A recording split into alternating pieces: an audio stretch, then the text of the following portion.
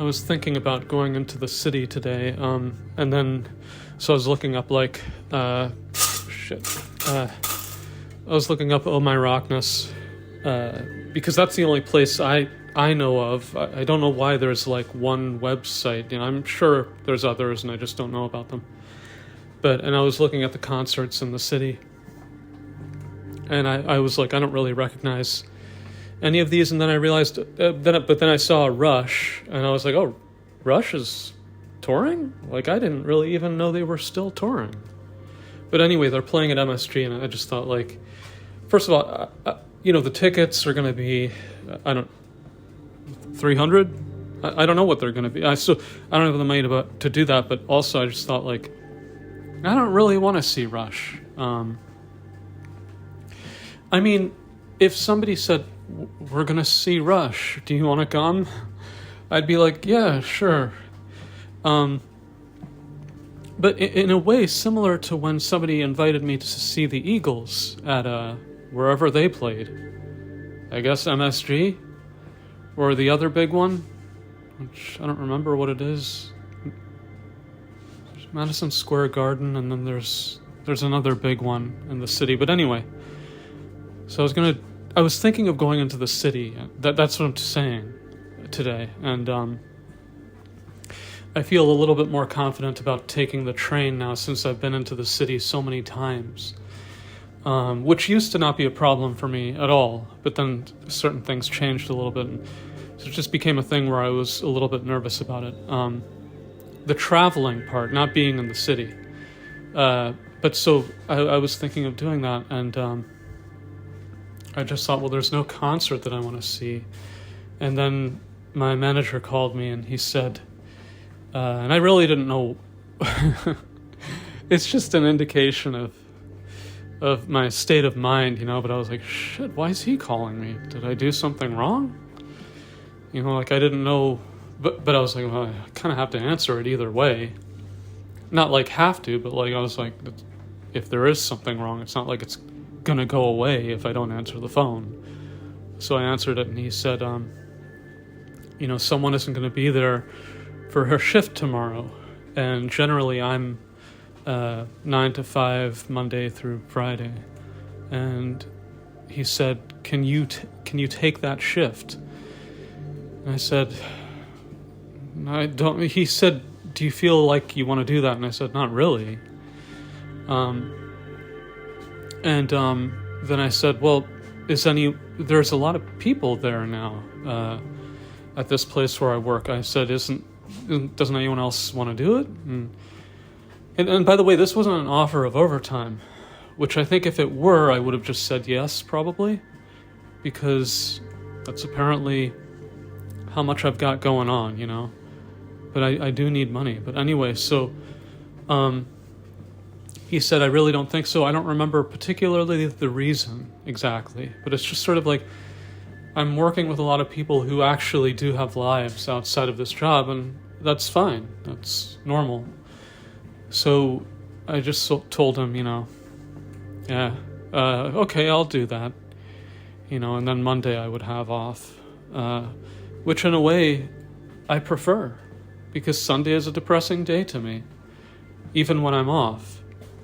Sunday is a sad day for me, and I know a lot of people feel that way, but when I think about Sunday, I've said this before, but I grew up in the city, and I love the city, and if you've been listening to me long enough, you know that I have a penchant for complaining about things.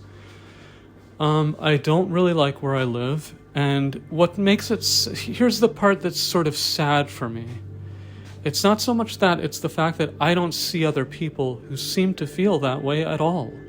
They're happy to be here. They don't like the city. I grew up in Manhattan, and I have very romantic feelings about that city, even since what it's become today, which is not the same city anymore. And when that gets changed, I'm not really sure, but something would have to happen with the global wealth disparity. So Manhattan and New York City will change once that breaks. It's kind of like a a fever that has to break, you know? And the rich people obviously aren't going to do anything about it. I don't want to get into this whole thing, but like, in my opinion, like when the city will become normal again and it will become cool and cultural and not an empty husk of what it was, where Tim Dillon talks about this, and I love when he talks about this. He talks about how the city has become this place where you have money, you figure out what restaurant is, you're suddenly cool if you go there or whatever, and you take an Instagram something, and then you go there and then you talk with these vapid people. And, you know, this is just a speculative example, but this is like kind of what's going on. And it makes me sad, and it's a loss, you know? So I think it's going to have to be... something will have to break the continuing wealth disparity before that happens. And I think some people get a little bit confused when I say that. I'm not saying necessarily the people who's listening to this, but like, people might think that I'm talking about income and like, oh, it's not fair for someone to make 100K or 200K. No, that's not what I'm talking about. I'm talking about, you know, corporate overlords who keep buying up more and more property. And you're talking about wealth, so like assets and houses and factories or whatever. And it keeps flowing to the people that already have it, you know? And it's hollowing out the middle class. I don't even know what the middle class is anymore. But it's a shrinking, not to sound like a Ross Perot or something, but the middle class is shrinking, you know?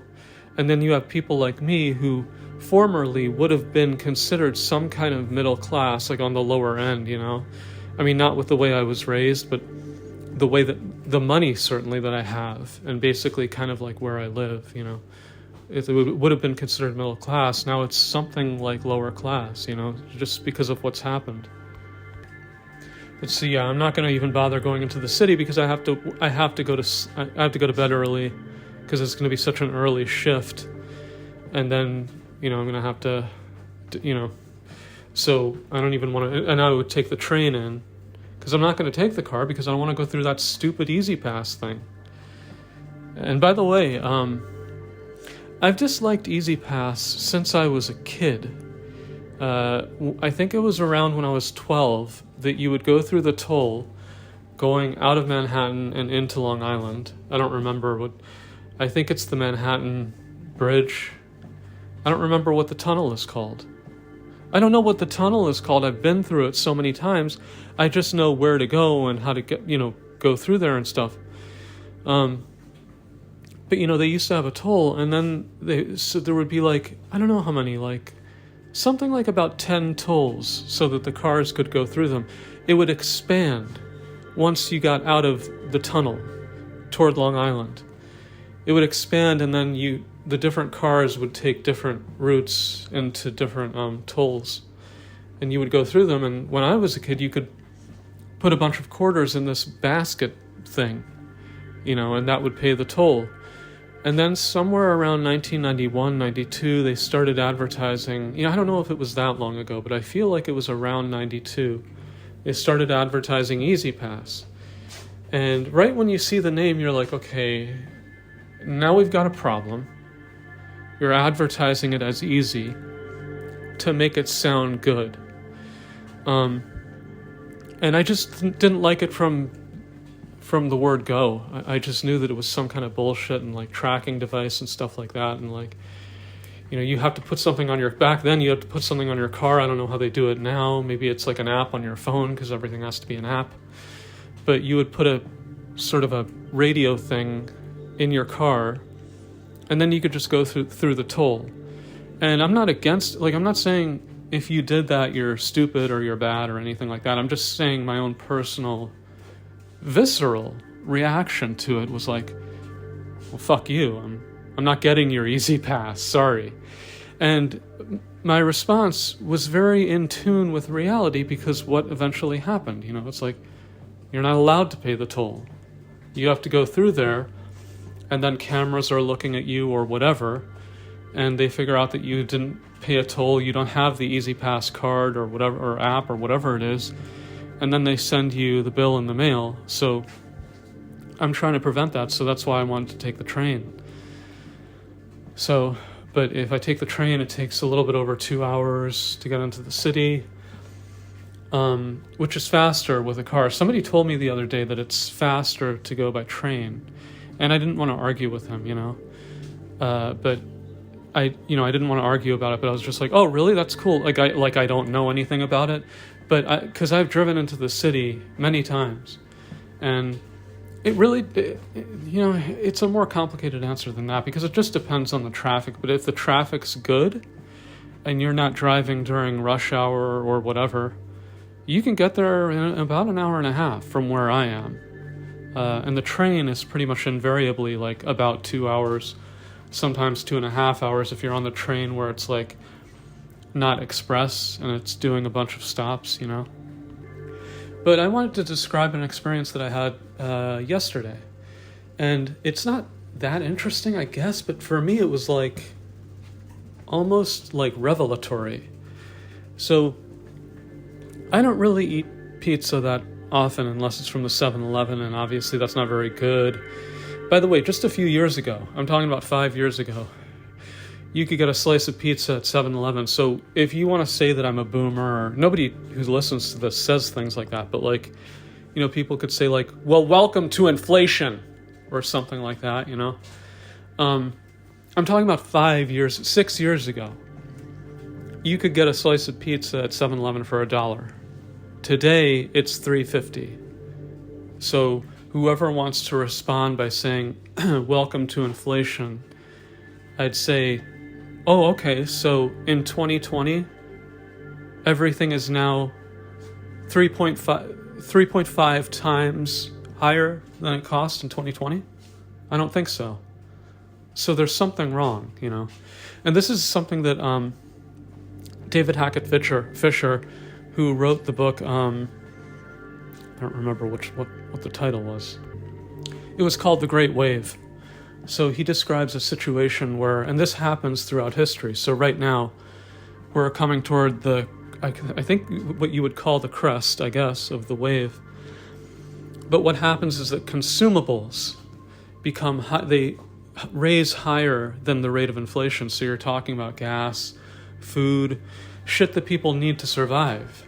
That's why when you talk about like a TV and it's like, wow, this 50-inch TV is like $200. How are they able to even do that? Well, it's because nobody needs a TV. That's not strictly the reason. It has to do with like manufacturing and like how that works and stuff like that. But like the things that people need to survive, which is like food, and gas to drive for transportation and energy, it doesn't seem to be happening with water, fortunately, but electricity, these things are all going up past the rate of inflation, and it's causing the situation that we have now, that the news wants to pretend isn't happening. So, I don't know, good luck with that, but anyway. So, yeah, but this is just what I do, but I was talking about that I went to a pizza place. And everyone that was working there, the people that were working there were white. Now, I don't know about you, whoever's listening. I grew up in the city, and partly out here. When I was growing up,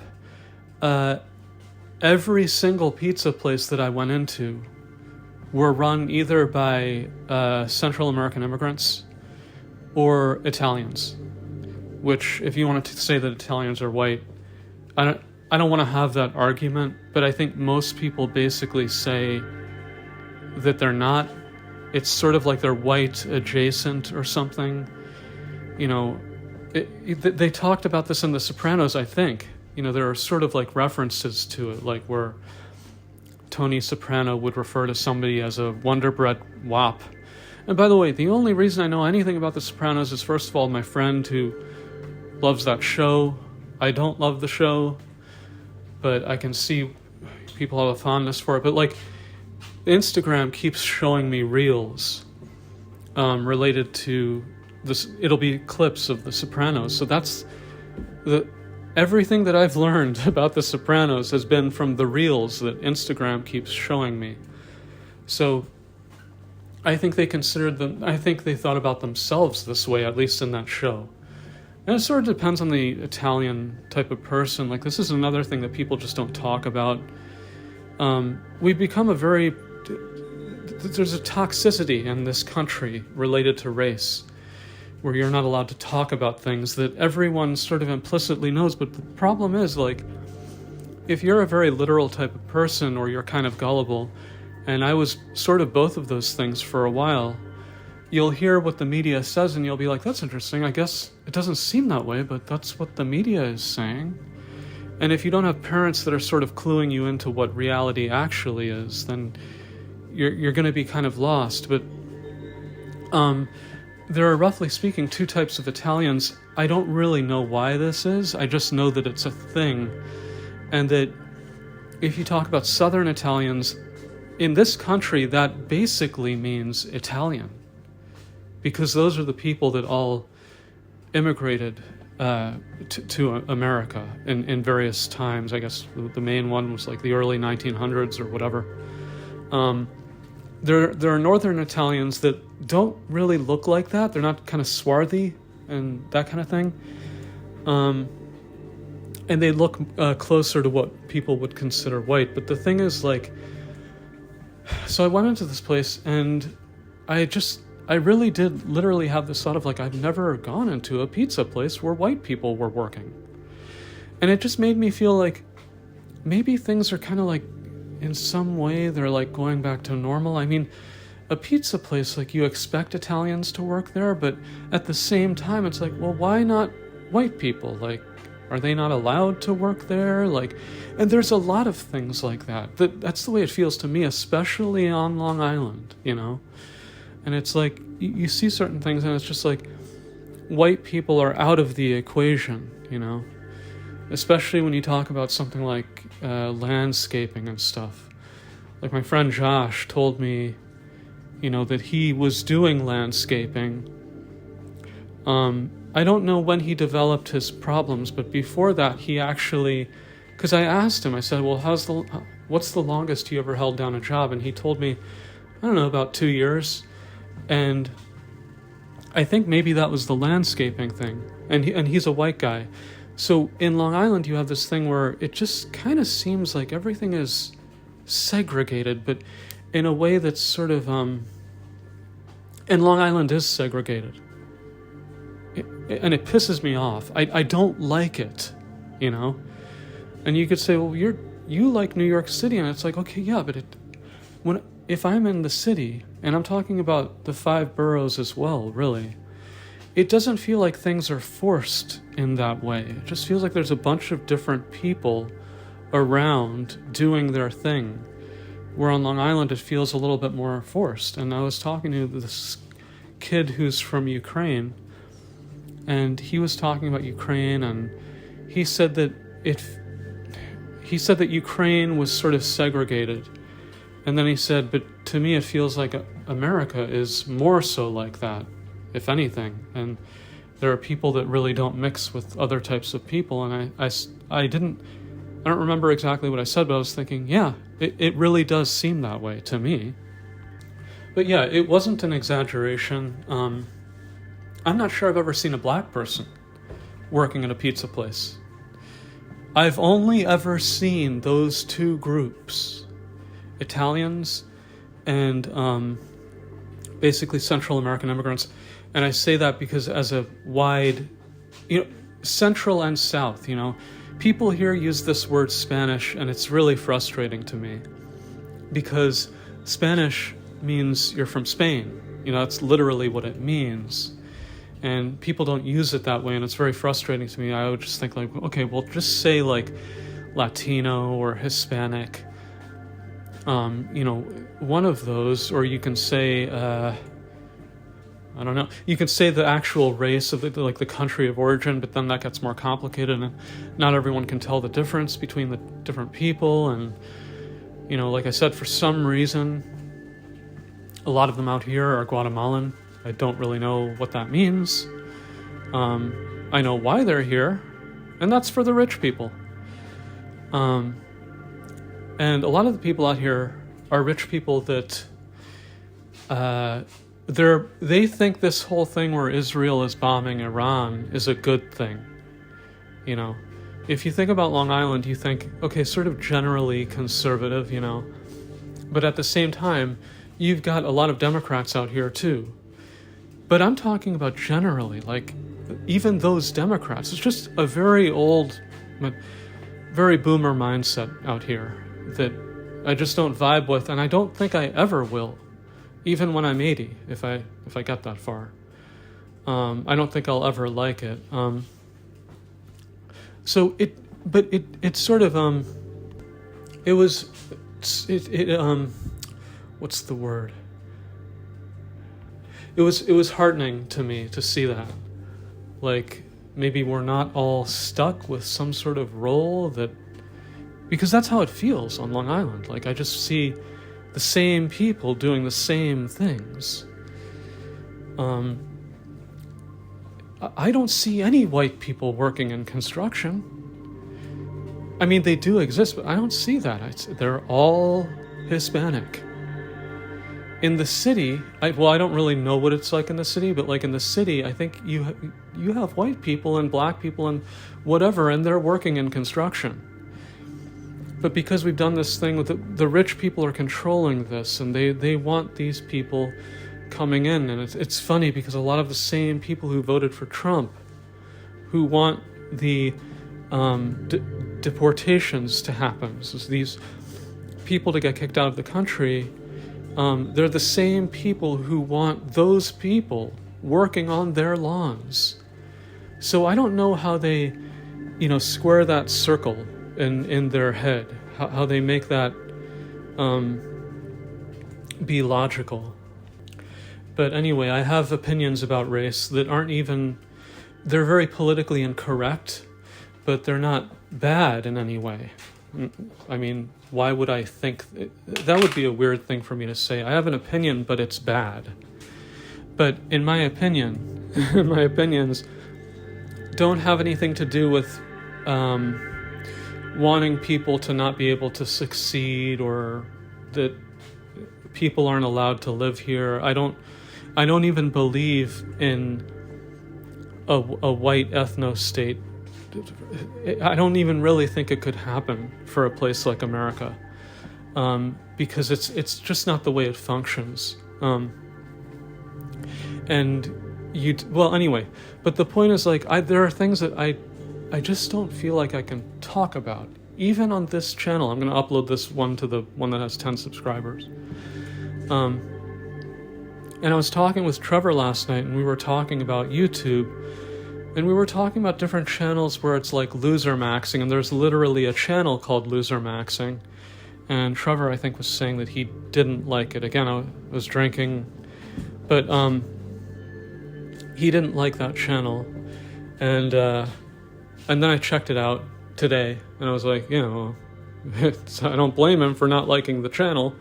But I think he was partly picking up on something that I've been saying, but that he already sort of has that opinion, which is that there's this growing genre of video where it's a lot of white guys and they're talking about how much of a loser they are, and you see it. There's some black too. To be fair, I'm not sure I've seen Hispanic ones, but anyway, the point is, like, you see these people and they're talking about how much of a loser they are. And then they start to really get into the algorithm.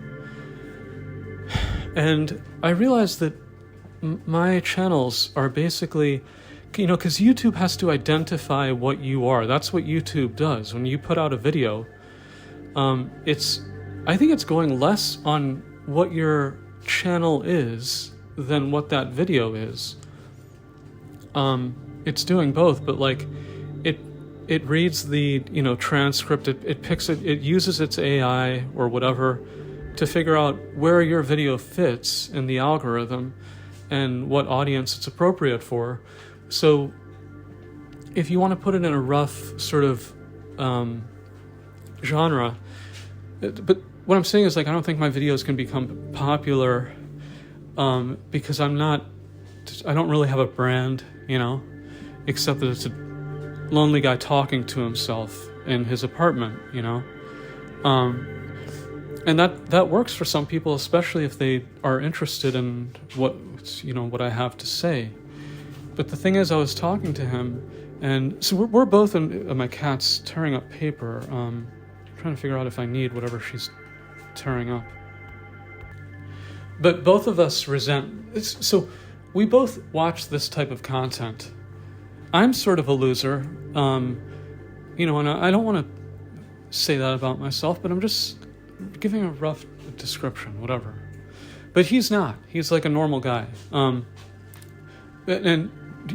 whatever normal means. But I'm saying, like, but he's interested in this content for his own reasons, Different people like to watch different stuff. Like, I watch a lot of YouTube, which is partly why people tell me, like, oh, you should watch this or that on Netflix, and I'm just thinking, like, oh yeah, I'll do that. And but the fact is, for the most part, I'd really much rather watch random stuff on YouTube, because YouTube has so much on it, and it's not like corporate, like Netflix is going to decide. Netflix is going to decide what you want to watch, and like I probably don't. I was trying to watch Stranger Things again the other day, the second season, and I was remembering this really tall guy who looks kind of like Nick Drake if he were like portly, and the guy was kind of a creep. But I was like, I want to see if did I remember that correctly? He was in the first episode and they were in an arcade, and I did remember it correctly. But I started watching it and I just thought, no, I'm just not into this. I know everyone likes this show, but first of all, this is such a sanitized and very specific version of the 80s that really never even existed. And if you want to watch it for you like it for nostalgic purposes, that's fine. But for me, it doesn't work. And there was a part of the episode where somebody referenced butt-probing aliens. And I mentioned this on Twitter and nobody gave a shit, but I'm just going to say it here. That show takes place, I think, in 1984, in that season, or maybe 1985.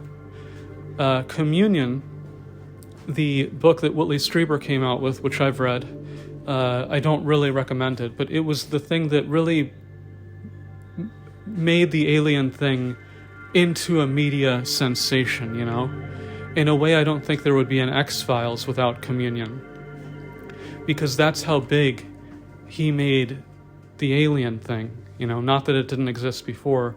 But that was the book with the kind of scary-looking alien with the bug eyes on the cover. It's kind of creepy, I don't know if it's scary, but so the point is, like, part of the controversy when that book came out is that he contended that he was anally probed by an alien. That's basically what the book says. And that was in 1987.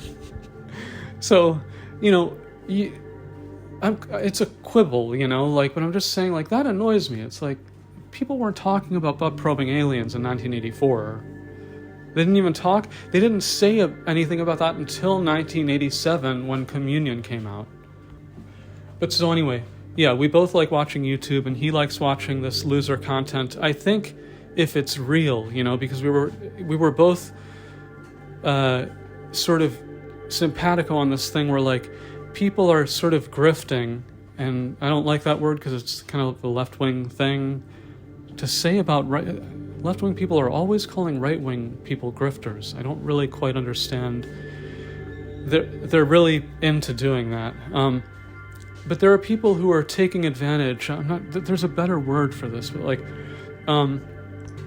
exploiting maybe that space of YouTube and then they're talking about how much of a loser they are. And, he was talking about a couple channels and I was like, so he watches this more than I do. Just because I think he's like me where he finds random people interesting, you know?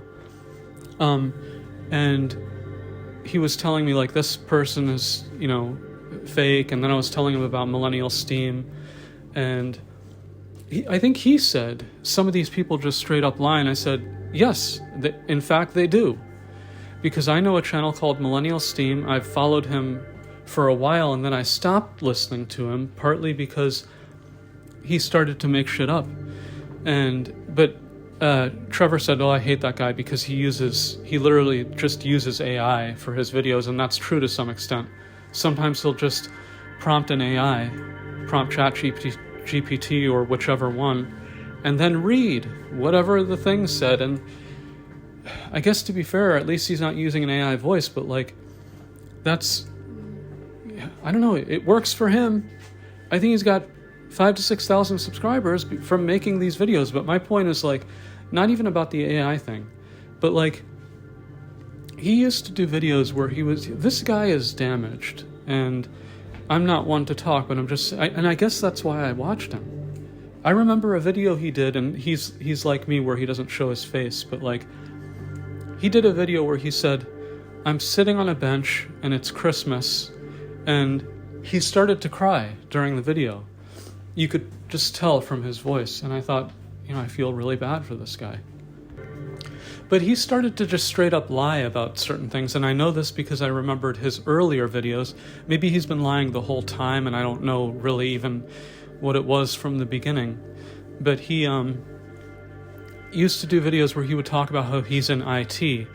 He's in the tech sector, but he was very low level, and he was basically saying that he was making a little bit above minimum wage, and that he could barely survive and stuff like that. And then one day, and this was about 3 years ago, I think, and he came out with a video and he said, guys, like, a miracle happened. You know, I've been working in this position for so long, and I don't remember what the situation was, but somehow he got a promotion that he really didn't expect at all, and he would end up he was going to be making, I think, even more than twice what his yearly salary, you know, you don't call it a salary, but his yearly income. He was going to be making more than twice what his previous yearly income was. And I remember feeling really happy for him. And then he continued to just sort of be this black-pilled person. Like, it didn't seem to help him very much, and he just kept complaining about money. But the point is, like, he knew what his wheelhouse was and what his audience was, and at some point, he started to talk about how he was, well, I just finished my shift at McDonald's, and, you know, the life of a minimum wager and stuff like that. And I was like, I even commented. I said, wait a second, I thought you worked in IT. When did you start having a job at McDonald's? And I don't remember if he responded at all, but, like, the point is, like, he just started making shit up. And that's not something I'm going to do, unless I would only do that if I were pretty clear that it was some sort of fictional thing, you know what I mean? But anyway, so I was talking to him and I said, you know, your channel really, like, went off, and it did. He's had his channel for, I don't know, but something like 5 or 6 years. I don't know. I don't remember exactly, but a number of years. And he would put out videos, like, but they're kind of like random stuff, and it wouldn't get views, you know. And then he put out a video about The Sopranos, and so I'm gonna have a little bit of a hard time remembering exactly what it was, even though he explained it to me. But I think I was conflating two different things and thinking it was about Sopranos and GTA 4, but I think it was just about The Sopranos and how the end of The Sopranos and 2008 were sort of linked, and The Sopranos was basically like the end of normal culture in the United States. And the video really popped off, and it ended up having 300-something thousand views. And then now he has something like close to 3,500 subs, which goes to show you that, like, just because a video pops off, you know, only so many people subscribe from seeing that video. And also, I've talked about how they calculate views on YouTube and how it's dishonest. So when you see that someone has a view, you don't even really know what that means. It could mean someone hovered their mouse cursor over the thumbnail of the video, and then the preview starts playing, and they count that as a view. In my opinion, that should really be illegal, but I guess laws aren't like specific enough to actually target that. But in my opinion, that should be illegal. But so the point is like but he's not in the loser genre. His videos, you know, he's like we're cooked or something to that extent, you know, like, or it'll be just nostalgia about especially GTA 4 and like he loves GTA 4. But I was talking to him and I said, you know, and he told me how much money he's made so far, and the reason we were talking about that at all is because he was telling me one of these loser genre channels. The guy was saying that he makes $5,000 a month, and he told me the amount of subscribers that this person has, and that the person supports himself off of this $5,000 a month. And I said, no, I don't believe that. I don't believe he's making $5,000 a month. And then somebody would be like, yeah, why don't you cope more? You know, you're jealous. I'm jealous of a lot of things. I'm not talking about whether I'm jealous. I'm saying it doesn't make sense to me from how many subs he said he had and how many views he typically gets, and making $5,000 a month. But I was just telling Trevor, like I said, I don't think I'll ever, and it's sad to me. I'm saying it because like I wish this weren't the case, but like I don't know that I'll ever. First of all, I'm uploading this literally to a channel where I have 10 subscribers, and I'm doing that for a reason. The thing where I'm talking about how I'm uncomfortable with people listening, it's not fake. It's completely real. And if you have that attitude, how are you ever going to become popular on YouTube? And I would actually, I mean, you know, you can say that's a silly venture or whatever, but I like doing YouTube videos, and I would like them to become popular. But I can't talk about what I want to talk about then, because of my job, you know? And I'm wondering the extent to which other people have this problem, you know? I know it must be a real thing. But like I said, I have ideas about various things, especially when it comes to race, and how that dynamic works in this country, and how the conversation is so fucked up, that I would like to talk about, but I can't. It would just be too risky in terms of, you know, I don't make any money doing this. So the other option is that I could start doing actually like, what's it called? Produced videos where I'm actually like editing footage and, you know, just sort of like narrating something or whatever. But that's not really my interest, you know?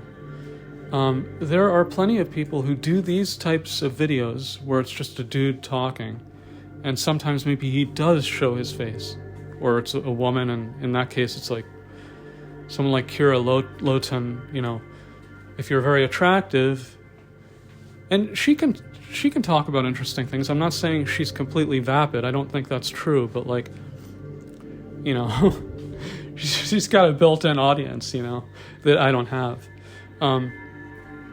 But if, you know, there are plenty of people that are basically along the lines of what I kind of do, and they can become very popular. But I don't feel that I can do that because of my job. I mean, that's just what it comes down to.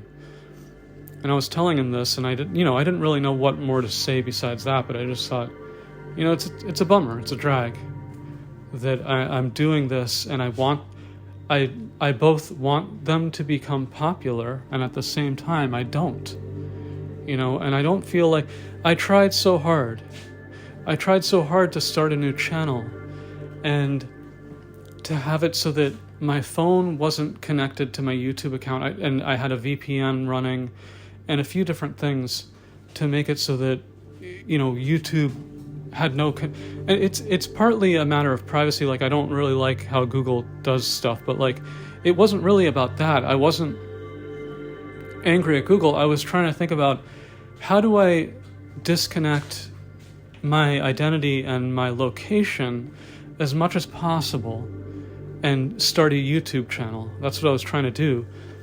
And then it all just went to shit because at some point I had to log in again.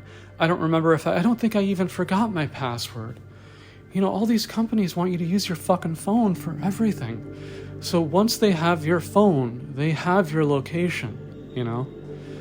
So it just sort of became a thing. And I changed my phone number to an area code that, I mean, now I have 2 numbers.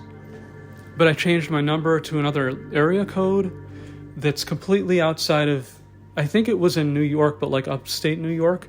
But I could have chosen anything because I remember when I was talking to the people at Verizon, it was like, no, you choose whatever number you want. And I was like, oh, wow. I thought you had to kind of like choose like a Long Island area code or like, you know, the area code of where you are living or whatever. And it was like, apparently that's not the case. But it didn't matter. And so now it's just a matter of like, sometimes I really don't feel comfortable talking about certain things. And even on this channel, so I don't even know how I'm going to... See, this is something like where I can't even really ask people unless they were some sort of an expert and could tell me like, no, I'm an expert on YouTube and here's what you do if you don't want certain people listening or whatever. And, you know, but anyway, but even then it's sort of something, it wouldn't, there's a certain degree to which it wouldn't matter because like, if people find out about your videos, then they start talking to other people, and that's what most people would want, you know, because then it's spreading the word about your channel and then it'll get more popular. In my case, I talk about personal things because I feel like I don't have people to talk to. I know that sounds ironic because I was just talking to somebody last night, a couple people actually, but I'm talking about like, you know, theories and stuff like that I have. I did a video about white people, and I had a specific theory about white people and basically lighter skin, you know, not necessarily even specific to white people. And if I were to put that out, it would just be sort of classified as hate speech, you know, even though it has nothing to do with hating anyone. So that's the type of thing I'm talking about, where I have things that I want to talk about and it's just sort of like a non-starter. Anyway, that's about all. I hope everyone has a nice day, night, whatever it is where you are. Thanks for listening.